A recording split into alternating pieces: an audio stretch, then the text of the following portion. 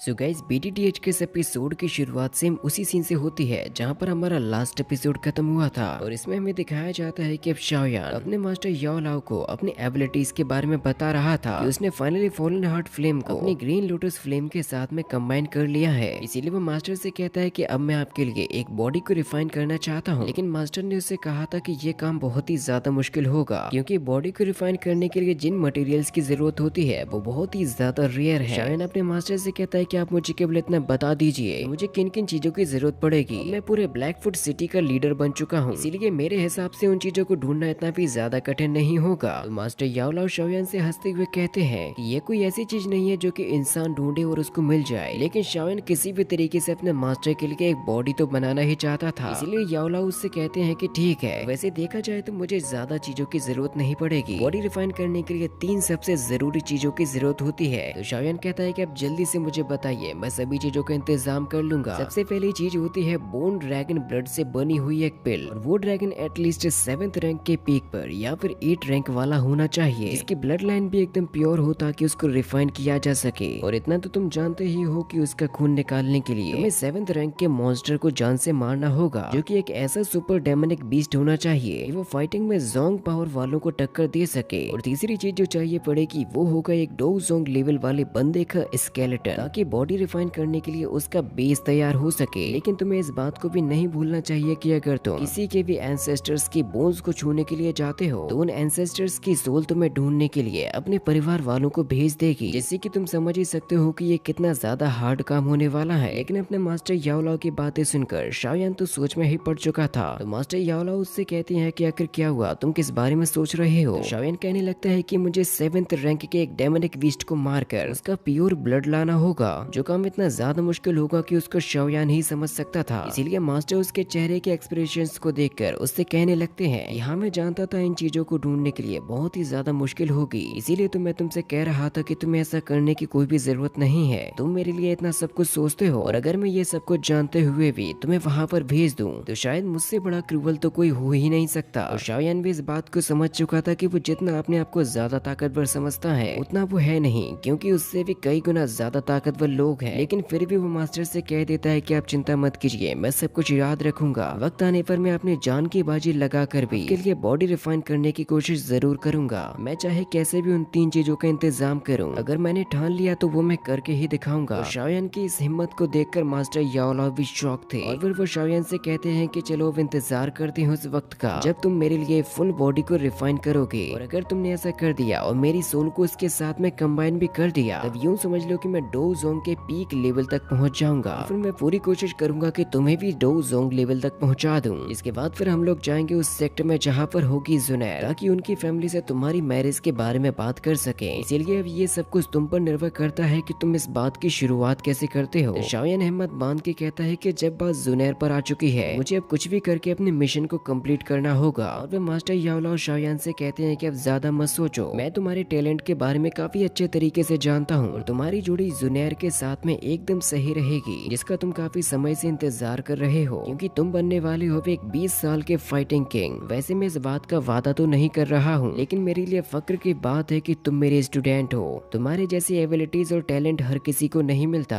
तभी शाओयान अपने मास्टर को एक स्क्रोल दिखाता है और उनसे कहता है कि आपको मेरे लिए अभी एक और काम करना होगा। उस एलिजर के बारे में बताता है जो कि शाओली के पास में था। मास्टर याओ लाओ उससे कहते हैं कि प्लीज मुझसे ये मत कहना कि तुम्हारे भाई ने इसकी एक पिल को ले लिया है। तो शाओयान अपने मास्टर को बताने लगता है कि किस तरीके से शाओली को ये लग रहा था कि हान फेंग ने उसके भाई यानी कि शाओयान को मार दिया है, इसीलिए वो उससे बदला लेने के लिए गया था। वो ये जानता था कि वो अपने पावर लेवल से कभी भी हान फेंग को नहीं हरा पाएगा, इसीलिए फिर उसने एक प्रिस्क्रिप्शन को तैयार करके एक पिल को ले लिया, जिसके हिसाब से अब उसके पास में ज्यादा समय नहीं बचा है। इसीलिए तो मैं किसी भी तरीके से आपको जगाना चाहता था। तो मास्टर याओ लाओ हैरान होते हुए शाओयान से कहते हैं कि मुझे ये समझ में नहीं आता, ये शाओ फैमिली के लड़के कभी भी डिसीजन लेते वक्त अपने दिमाग का इस्तेमाल क्यों नहीं करते। शाओयान उनसे कहता है कि चलिए अब जो हो गया सो हो गया, क्या इस चीज को रोकने का, इसे तोड़ने का कोई दूसरा रास्ता नहीं है। इस बात को सुनकर मास्टर याओ लाओ भी सोच में पड़ चुके थे कि अब आखिर वो क्या कहें। तो मास्टर याओ लाओ कहते हैं कि जिस पिल को शाओली ने लिया उसने उसकी पावर को तो बढ़ा दिया होगा, लेकिन वो एक तरीके का जहर है। चाहे कोई सा भी जहर हो, लेकिन उसका एंटीडोट तो होता ही है। वैसे मैं इस चीज के बारे में पूरी तरीके से श्योर तो नहीं हूँ, लेकिन मैं तुम्हें एक तरीका बताऊंगा जिसको तुम्हें ट्राई करना चाहिए। तो शाओयान तुरंत ही मास्टर से कहता है कि आप मुझे केवल बता दीजिए कि मुझे करना क्या है, मैं कैसे भी करके उस पिल का एंटीडोट बनाना चाहता हूँ। मास्टर याओलाओ कहते हैं कि ठीक है, इसके बारे में मैं तुम्हें कल बताऊंगा, अभी जाके अब तुम्हें सबसे पहले थोड़ा आराम करना चाहिए। तो शाओयान कहता है कि ठीक है, और वो वहीं पर बैठकर थोड़ा आराम करने लगता है। और मास्टर याओलाओ उस स्क्रोल के बारे में सोचने लगते हैं कि आखिर इसको अनटाई कैसे किया जाए। वो कहते हैं कि टीचर बनना इतना ज्यादा कठिन होगा, ये मुझे आज पता चला, क्योंकि टीचर कोई भगवान तो होता नहीं जिसे सब कुछ पता हो। इसके बाद अब हमें अगले ही सीन में ब्लैकफुट सिटी के पैलेस का सीन दिखाया जाता है, जहाँ पर हम उन तीनों को ही देखते हैं जो कि मजे के साथ इस महल में रह रहे हैं। कुछ नर्तक यहाँ हमेशा ही उन तीनों के लिए डांस करते रहते हैं, उन्हें एंटरटेन करते हैं। तभी डीमन लेडी शू उन दोनों से ही कहती है कि मुझे एक बात बताओ, क्या तुम लोगों ने अभी हाल ही में शाओयान को यहाँ पर कहीं भी देखा? क्योंकि जितना मुझे याद है उस ऑक्शन के बाद से शाओयान तो मुझे दिखाई ही नहीं दिया, जैसे कि वो यहाँ पर आया ही ना हो। कहीं ऐसा तो नहीं कि वो इस जगह की लीडरशिप को छोड़ चुका हो? अगर ऐसा है तो ये हमारे लिए बहुत ही अच्छी खबर होगी। लेकिन तभी मिस्टर आयरन इस बारे में कहता है कि कुछ भी हो सकता है, लेकिन मैं इस बारे में जानता हूँ कि हे शाओई सबसे ज्यादा नफरत करता है शाओयान से। अगर अब वो यहाँ पर नहीं आया तो शाओ क्लेन से अब आकर कौन ही आ जाएगा? इसीलिए मेरे हिसाब से तो ये सिटी अब हम लोगों के हाथों में आ चुकी है, इसको हम लोग जैसे चाहे वैसे चला सकते हैं। लेडी शू कहती है कि यानी कि तुम ये कहना चाहते हो कि शाओयान काफी समय से यहाँ पर नहीं आया, तो इसका मतलब ये होना चाहिए कि उसके साथ में जरूर कुछ गड़बड़ हुई है। अगर ऐसा है तो ब्लैकफुट की उसकी लीडरशिप तो उसके हाथों से चली ही जाएगी, और अगर किसी भी सिटी का पुराना लीडर नहीं रहता तो वहाँ पर एक नया लीडर तो जरूर से आता है। यहाँ का लीडर बनने की लालसा उन तीनों के ही आंखों में साफ नजर आ रही थी। वो लोग कुछ भी करके इस सिटी पर राज करना चाहते हैं। इसके बाद फिर हमें अगले ही सीन में दिखाया जाता है शाओयान को, जो कि अपने कल्टीवेशन करते हुए अपनी ऊर्जा को बढ़ा रहा था। उसने अपनी बॉडी के अंदर काफी सारी स्पिरिचुअल एनर्जी को सोख लिया है, जिससे कि फिर वो लाइट की स्पीड से इधर उधर उड़ने लग जाता है, और वो अपनी इसी स्पीड को यूज करते हुए आसमान में जाकर वहाँ भी अपनी ऊर्जा का प्रदर्शन कर रहा था। उसके आसपास हमें काफी सारी इलेक्ट्रिसिटी और स्पिरिचुअल एनर्जी देखने को मिलती है। इसको वो चैनलाइज करके अपने फायदे के लिए यूज करना चाहता है। शाओयान के अब केवल एक ही अटैक में इतनी ज्यादा पावर आ चुकी है कि वो थोड़ा सा अटैक करने से ही पूरे पहाड़ियों को तक हिला सकता था, और फिर वो अपने पावर्स को और भी ज्यादा इम्प्रूव करने के लिए सीधा डाइव लगा जाता है नीचे की तरफ, जिससे कि फाइनली उसके डुओ की विंग्स भी वापस आ जाते हैं, जिससे कि उसकी फ्लाइंग एबिलिटी भी काफी ज्यादा इम्प्रूव हो चुकी है। अब वो सीधा यहाँ से पहुंच जाता है अपने मास्टर याओलाओ के सामने, जो कि तभी वहाँ पर अपीयर होते हुए उससे कहते हैं कि क्या तुम दोबारा से पूरी स्ट्रेंथ को रीगेन कर चुके हो? वो कहते हैं कि देखने पर ऐसा लग रहा है जैसे कि तुम्हारे घाव भरने के साथ साथ तुम्हारी बॉडी का हर एक हिस्सा भी रिफाइन हो चुका है। शाओयान अपने मास्टर को बताता है कि मुझे कुछ महीने हो चुके हैं बर्निंग टावर को छोड़कर यहाँ पर आए हुए, लेकिन अभी भी शायद मैं उतना काबिल नहीं हुआ हूँ जिससे कि यहाँ से मैं गामा एम्पायर में जा सकूँ। और इसी के साथ में ये पार्ट भी यहीं पर खत्म हो जाता है। इसका नेक्स्ट पार्ट बहुत ही जल्द आया जाएगा।